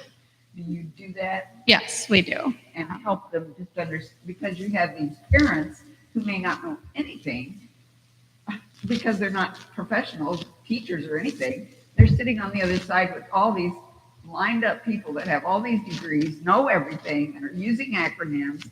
It's very impossible. It's very overwhelming and confusing, and there's a lot of manipulation that goes on during those meetings. And yes, we do attend with parents and who are clients so that their rights are upheld and enforced, and they aren't there alone, and they actually are a meaningful part of the team. Okay, let's go on to Tanya Robinson, who is legal aid of Western Ohio. Tanya, tell us just a tiny bit about yourself and then what you do. Is this microphone working? Okay. I'm not sure. Well, George could use it. When we go down to George. Okay. Okay. My name is Tanya Robinson. I am an attorney with Legal Aid of Western Ohio. We are a nonprofit law firm, and I mainly just represent domestic violence victims. And I have been doing that work, and I've been practicing for 24 years. I took a little break to do some other work, but I came right back home. I actually started right from law school, so I feel like it's my family. But it's difficult because, of course, you know, dealing with victims of domestic violence and representing them in trying to get out of the situation through civil protection orders. We also do some Marcy's Law, and we'll help them in criminal court. And we also right now have a contract through juvenile court in which we will help them get custody and visitation and all of those kind of rights too. We do some divorce work, but you know, right now the priorities that have been coming in is a lot of people asking for help for being a victim of domestic violence. And so we have other areas that we also practice in, and we do have another area that kind of does divorce work too, with under a contract that has specific qualifications in which we help out with. We were talking earlier, and I said, why don't you do divorce work more? Because it just seems like that brings up all these problems. And she said, you know, people don't get married anymore. That answered that question. You know, I'm old. People got married and got divorced. Right. They don't anymore. Yeah, a lot of people aren't getting married, and so I help them with their civil protection order. And then it's like, okay, by the juvenile court. So now, luckily, we do have a grant, so I can help them through the juvenile court system too. Do you work with immigrants? Yeah, absolutely. And farm workers, that sort of thing? Talk about that. Right. Well, we also work with farm workers, and we work with immigrants all over the state of Ohio in regards to the farm workers. So, so we do a lot of work, and we wish that we could do more. That's for sure. And I wish I didn't have a job. So, but what do you do with farm work? What work do you do with farm work? You know, I don't work in that division, but I believe that they're making sure that they're getting the amount of pay that they should be, that they're actually staying in proper housing, and that they're not being discriminated against, and that they're being treated fairly. We often represent individuals who are not necessarily at their best. You know, they're not doing well. They're down on their luck, and we're trying to provide them the most justice that we can do at the time. So, and we do like to do a holistic approach. So obviously it's a triggering event with having domestic violence. Maybe you're getting evicted, and you know, needing benefits and employment. So we do represent individuals in those areas too. And I would have to say that we, of course, work with the Y. And we collaborate with a lot of different agencies, and I wouldn't be able to do my job unless I had the other relief and help that I get from everyone else, such as the advocates, the Cocoon Shelter, the Y Shelter, children's rights advocates, the Bethany House, and I think that the more people that can help my client, the better. Any questions at this point? Okay, let's go to George. He's been waiting here. George is the CEO and General Counsel of the Fair Housing Center. And George, you've won many awards. I have. Okay. About you. You've been featured in the New York Times, the Cleveland Painting, and the Buddy. So they may have heard your name, but tell us what you do and what the Fair Housing Center, the main things that you do there. Well, okay, let me, I can answer that question in like walking through all the programs that we do and our mission and things like that. But actually, let me first like just tell you a story that like might maybe kind of help explain a little bit of what we do. So this is like, and I think I really like that question. Somebody asked a question, hey, did you read that, the new Jim Crow book? Does that happen here? Like, do we see those kind of themes here? And by the context, by the way, the basic thesis of that book is the Jim Crow laws, maybe in a literal sense, don't exist anymore, but other aspects of our criminal justice system function in a way that's oppressive, right? Like that, and the book walks through like a long series of different examples of that, and the research and everything that shows that. But so this is many years ago now. This is going to reveal my age, but I had a case where, and I was working for, I'm originally a legal aid attorney. So I had a legal aid case where someone was denied housing at the Public Housing Authority because she had allegedly committed a crime. So they gave her a notice saying, you can't, we're going to screen you out. You're not allowed to live at the Public Housing Authority, even though you and your family are facing homelessness. She's explaining to me, like, we have nowhere else to go. Like, I need shelter. I'm applying to the Public Housing Authority. I need this opportunity for me and my family. And so I'm like, okay, what do I do here? So I look at what this alleged criminal history, because she's upset about it. She says, yeah, I was charged or something at one time. So I looked this up and I'm like, okay, well, what exactly happened here? She was charged with shoplifting, but later the charges were just dismissed. Like nothing, she was never actually prosecuted. Like nothing happened with the case. So I'm like, wait a second, like why is the housing authority, a government entity, going to deny her housing? If you had just taken a minute and like looked at this a little bit more closely, there wasn't ever a reason to deny her housing, right? Like, so she has a right to an appeal. You can go to a hearing at the housing authority and contest that. But I started like research this a little bit more. And this was a long time. I think this is even before, I can't remember what year the new Jim Crow was written, but it was maybe even before that. And at that time, there was no guidance from HUD about those kind of issues. Since then, there has been some really, really great guidance from HUD.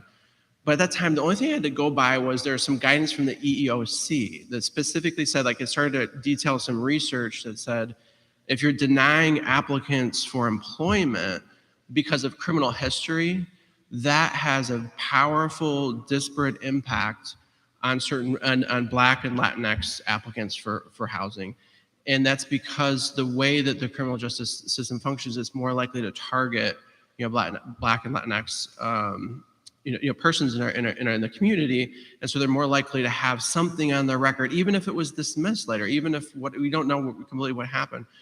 So I show up with all those arguments. I'm explaining like the studies and whatnot, the authority that at least I had at that time. We were successful in that one case.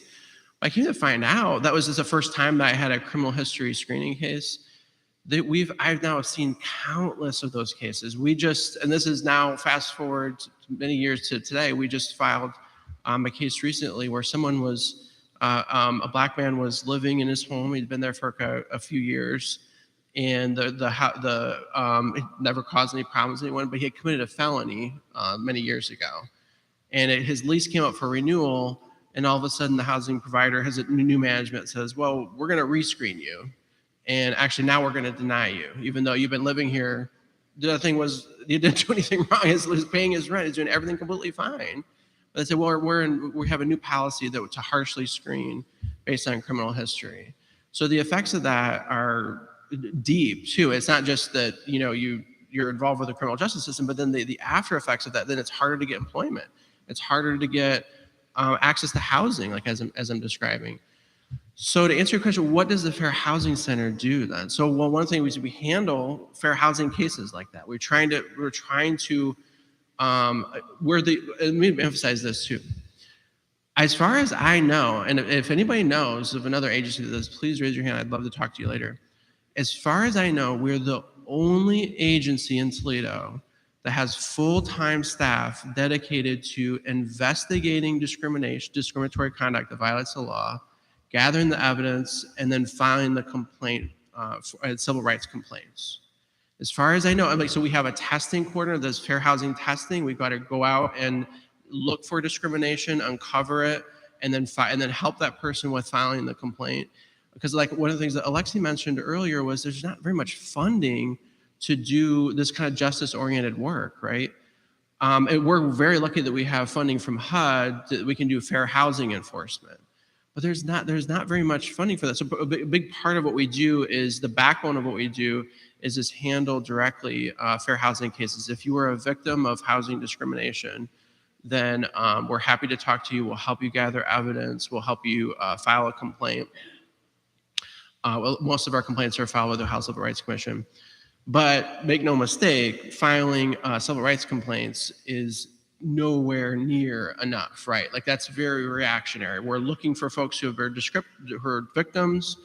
We'll help them gather evidence. We have this burden of proof. It's tough to overcome that burden of proof, but we're going to try to do it. We file a lot of cases. We're proud of that work. But another important part of what you do then too is just education and outreach. That's the second big program that we do. You may have seen some of our events there. One of our events, for example, is the Zip Code Matters poetry contest. Audrey's in the audience who helped organize that last time. It was an awesome event. And part of the goal of that is just to change hearts and minds to make sure you understand neighborhood, like Donnie was mentioning earlier. Changing neighborhoods is really important, or giving folks to understand that concept that a lot of people don't have that. So the third program that we have is we do research and policy advocacy. So I'm going to use a big word here, but we conduct the local analysis of impediments to fair housing choice. Long story short, what that is we compile a lot of data and information. We look for trends in our community, or what are barriers to fair housing choice in our area, right? And then we engage in policy advocacy to overcome those barriers. I could talk for a really long time about that kind of work, but I'll just give you one example, and that's our work to try to end lead poisoning in the area. We know there's no doubt that lead poisoning disparately impacts certain neighborhoods, right? Those are the same neighborhoods that have historically faced disinvestment, historically faced redlining, and those are the same neighborhoods where you see very heavy concentrations of lead poisoning. So we've advocated for a long time, doing what we can. Every time I have a microphone, I was on Donnie Miller's show, or everywhere you go, you give me a microphone, I want to talk about lead poisoning. This is a moment, this is something we can do locally. Like according to the reporting from the Blade, about 3,000 children every year face poisoning. That's terrifying. That's shocking. That's something that it blows my mind that we are not doing more about it. I want to acknowledge Larry Sykes too in the audience, as Donnie said too. He saw that when he was in leadership and wanted to do more about it. The fourth program we have is a newer program, which is we directly assist tenants. We're focused specifically in areas that were disinvested or had historically faced redlining. We've seen a lot of trends where investors sweep in and buy up properties, and they don't comply with the Landlord-Tenant Act. They don't comply with basic standards of habitability. The Fair Housing Center gets about 2,000 intakes every year, 2,000 calls where we talk to someone, we try to help them best we can, refer them. Percent of those we open for full services. But many of those calls are just about conditions issues. We're not necessarily about discrimination that we could normally help with on the fair housing program that we provide. But so what do? We know that it's really a fair housing issue, that this is affecting certain neighborhoods more than others, these housing conditions issues.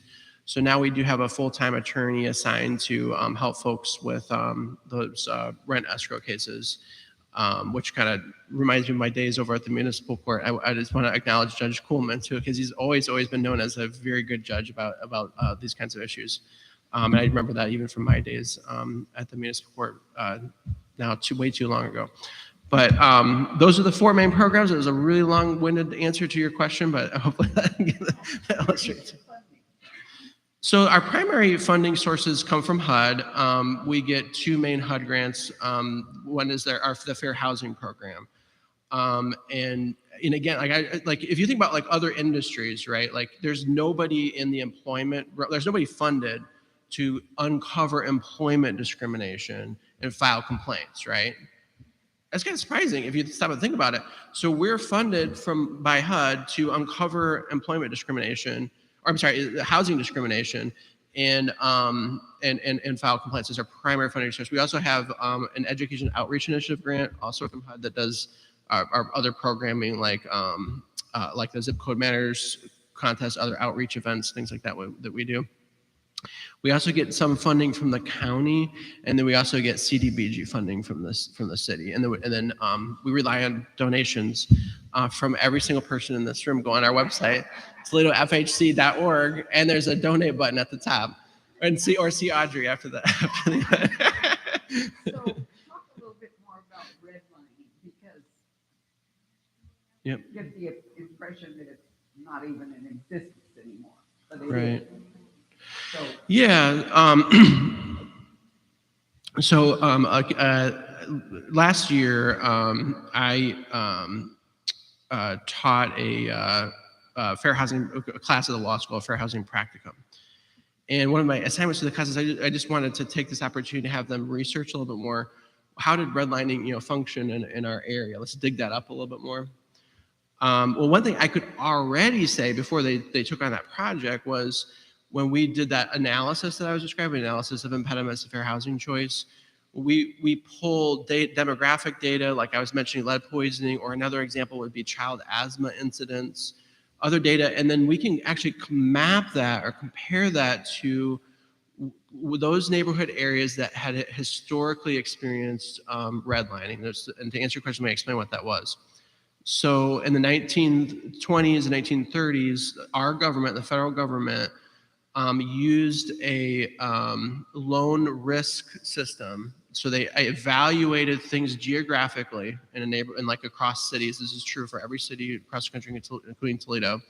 They said, let's evaluate what's the risk of giving somebody a home loan or issuing home insurance in this area, and we're going to have people go out and evaluate the risk of each neighborhood.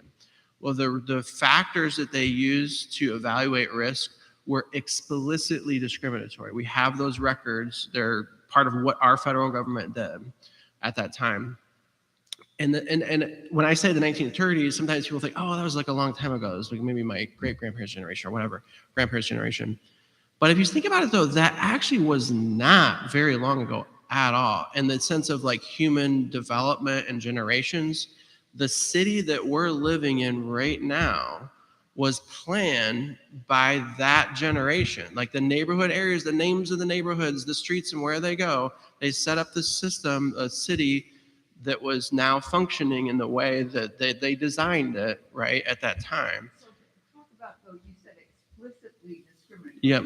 So, yep, they looked at racial categories, the racial demographics of certain neighborhood areas, and they would write in like, this neighborhood is lower value, is riskier, don't basically essentially communicating, do not issue loans in this area because there are a lot of black immigrants and black folks in this area, or Chinese folks in this area, and some other cities, especially like the West Coast, for example. But so they would categorize things in that way. So, but that, by the way, those are the homeowners loan corporation redlining maps that are typically what people are talking about when they talk about redlining. And we have now a digitized version of that. But what that lets me do now, Fair Housing Center do, is take present day demographics. Okay, where are kids getting lead poisoning? Where are kids getting child asthma? Where are these other issues occurring? I can map that over the digitized redlining map. And very, very often the data matches up very, very closely. Because again, like I'm saying, that was not very long ago. That was just the past generation. So it makes sense that there's a very direct, connection there. Anyway, I started out by saying we taught that fair housing practicum class. So I know that we only know a little bit of the picture. We know the Homeowners Loan Corporation redlining map, right? But there were a lot of just restrictive covenants that got recorded on properties, or when neighborhoods were planned, they would put restrictions on the properties. Those are not necessarily organized in any one place, like a map like that. So I had the law students that was like, go down to the recorder's office and let's just try to uncover this a little bit more in our area. We don't know the whole picture. It's kind of forgotten. So let's just start with one area. Let's start with Ottawa Hills, okay? And I no offense to anyone here that lives in Ottawa Hills, but we uncovered that almost every plat, a plat is like the grandfather of a neighborhood. Like it's you plan out a new neighborhood with a plat, okay? And it's gonna have a whole lot of different houses in it. Most of the plats of all of Ottawa Hills were very clearly built in with racially restrictive requirements. And they marketed those neighborhoods as saying, come live here because other people won't be able to get here. Don't worry. This is a high value place to live. Like one of the things that Donnie said was, this doesn't make any sense. Like in like, it's almost like about like you're just devaluing in order to value something else. So that was very explicitly occurring at a real estate level in the way that our community was planned. Like we have copies of those restrictions. We tracked them down, for the Ottawa. So that neighborhood was planned from the beginning with those restrictions in place. You could not move there. And to this day, the census tracts for Ottawa Hills are 90% or more than 90% white, right? Like the demographics reflect the planning, that occurred in that previous generation. Sorry, again, long-winded answer to your question. Questions, anyone? Yes, Larry. Thank you. Hello. Attorney Thomas, 28 years I bought a home by Ottawa Hills, and the mortgage said no blacks and no Jews. It was on the mortgage.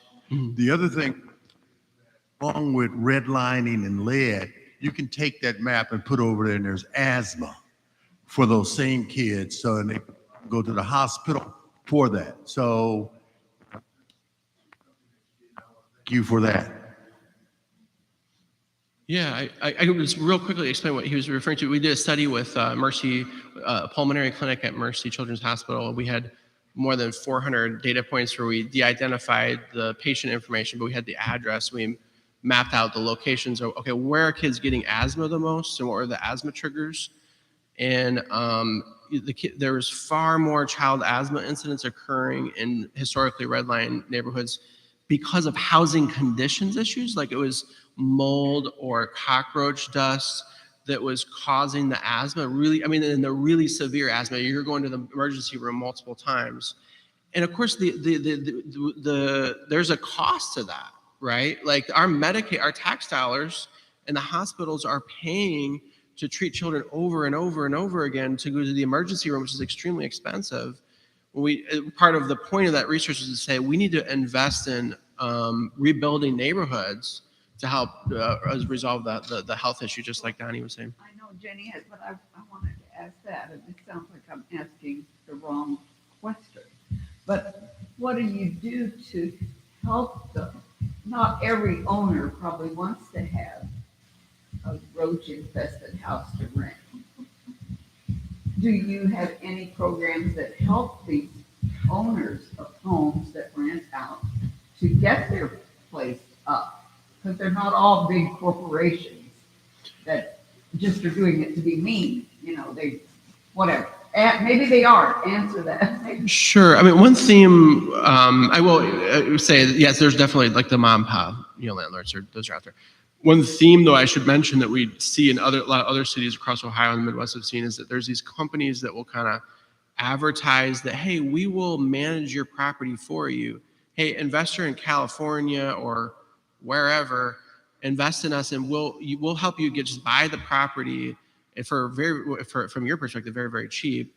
And we'll just locally manage it for you. There's these kind of scheme. I don't know if it's the right word, but these companies that do this, and like it's these out-of-state investors that kind of buy up a lot of properties.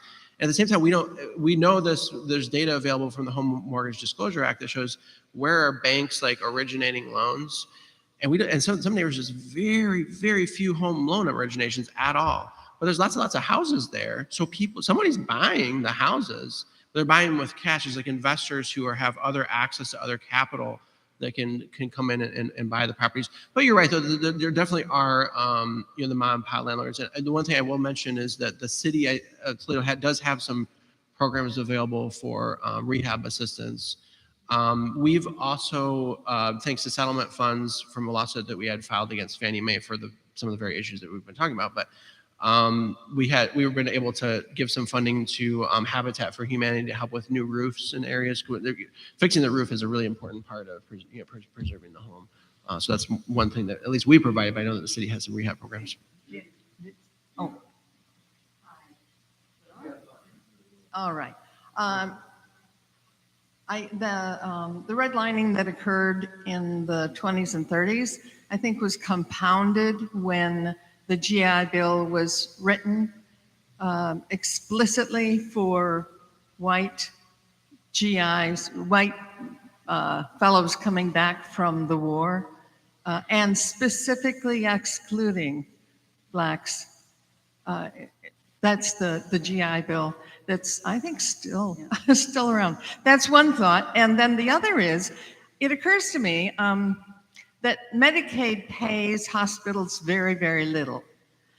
Very, very little. And I mean pennies, it's incredible. So probably that's because we don't want to put money, I mean, the ubiquitous they don't want to put money into poor people. Let's not fund the poor people because we have to make money out here. So anyway, that was a thought that just occurred to me about Medicaid itself as a program. Thank you very much. Yes. Go ahead. Well, I was going to ask, change the subject a little bit. I was wondering about children. I have a daughter who's a teacher, and she has to report if she thinks a child is being abused. But when we heard from all of you, to a large extent up here, it sounded like you're always working with parents. I was wondering what really happens when there's a case of abuse. In the case there, I presume the courts take over. But what happens in a case when there's domestic violence and you have disagreeing parents? For instance, one might want vaccination and one might not want vaccination. So I can't answer that specific question about the vaccination, but if there is abuse of a child, sometimes you don't have a parent in there who has the child's best interest at heart. That unfortunately happens. Example would be mom's boyfriend injures the child. Mom doesn't want the boyfriend to get in trouble, and so mom doesn't cooperate with the prosecutor. What the prosecutor does in that situation is ask the court to appoint a guardian ad litem, which is an independent attorney whose job it is to represent the child. So in that case, there is an attorney in court who does nothing but represent the child. And of course, the state's interest in that case, the prosecutor's interest in that case, is going to be the best interest of the child also. Does the child stay living with the parents under the That depends on the individual case, but in what would happen in my court, in the Toledo Municipal Court, is the person who injured the child or is accused of injuring the child would be charged with a crime. That's where the crime would be. But the case would also be referred to Children's Services Bureau, and then Children's Services Bureau would go take that issue to juvenile court. And if the child needs to be removed from the home, that issue can be raised and addressed and ordered by the juvenile court judge. So the child can be protected through the court system, even if the parents aren't looking for that. You know, we've reached 8 o'clock. Do you want to say something? Oh, no, just in regards to the, obviously, Children's Services will get involved. And if they believe that the child is being harmed from both parents, then they will remove the child and have the child go into foster care. My take is that the victim of the abuse generally often keeps the child. And they're in a position in which they're trying to get away from the abuse, and they can get help from Children's Services, and they can get help in juvenile court as well. And I also wanted to bring up the issue with the 3 men, was it needing protection? Legal aid, we represent men as well, and I have represented men in protection orders in which here in Lucas County, they can go to the court asking for an emergency help and list what the domestic violence is, and then they'll get a court date and they can contact us and we'll represent them in getting protection orders. There's no discrimination in regards to people being abused, that's for sure. Okay. I just wanted to thank the judge also for being into the rehab instead of sending them off. But is everyone who was up there, even the ones who have sat down now, are most, would you say easily 50% or more of the people that you deal with do not own their own homes, that they're dealing with rental homes, that they are too poor to get the down payment and buy a home and keep a home? And then do you think that if they could own their own home, that they would have fewer problems just for the fact that they're not paying rent and they wouldn't have the lead and Yeah. Happy to share with others if they want to answer this question, but that's a really, really good question. Home ownership is still a really, really important economic dynamic and function, in this country. Like you can build generational wealth with home ownership, and that was kind of one of the basic assumptions of the American economic system. You're going to pay off a home and maybe your kids inherit some of the wealth and all that kind of stuff. But there's some really alarming trends in that space. Things are changing. The city of Toledo now, for example, is probably majority tenant. It's more than 50% tenant. And that's true for a lot of cities. It's changing all across the country. It's becoming, urban centers are becoming more majority tenant. At the same time, other dynamic we've seen is that over time, the Black home ownership rate has decreased. So I want to make sure because people are sometimes surprised by this. Since the passage of the Fair Housing Act in 1968, the Black home ownership rate has actually gone down. And the gap between the Black home ownership rate and the white home ownership rate is wider today than it was even at the time of the passage of the Fair Housing Act. So if you think about like building generational wealth, if that's one of our goals, home ownership, we have to change the way that we think about home ownership, right? We have to think about increasing opportunities in that space. And part of, one of the things that I've tried to work on is we're constantly getting the calls from tenants, right? And that's a very immediate need that we're trying to respond to. We're also trying to find ways to free up time, free up staff capacity to also try to focus more on home ownership, which is it's sometimes more challenging to tackle, to uncover the discrimination. The banks are very sophisticated. Their systems are really sophisticated. They're good at avoiding liability, frankly, for discrimination. And then also too, it's about partnering with the community or local community groups to say, expose this issue, and then say, let's build opportunities. Like, how can we create down payment assistance programs? We recently gave some funding through a settlement that we had to the Toledo Urban Federal Credit Union to have, they're now running a down payment assistance program to try to increase home ownership. So I don't know if hopefully that answers your question, but that's a really good one. That's one we could just do an entirely separate panel on probably. We could go on forever. Yeah, sorry to keep everybody here.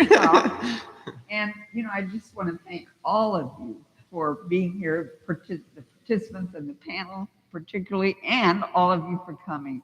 It's very, very important. I hope we all learn some things that perhaps we can do to bring justice to more people in our society. You will be able to see this and maybe show it to others on our First Unitarian Church of Toledo YouTube. Be sure you put of Toledo because there's a jillion First Unitarian churches out there. On the back of your program are a list of contacts, all these folks, all these agencies.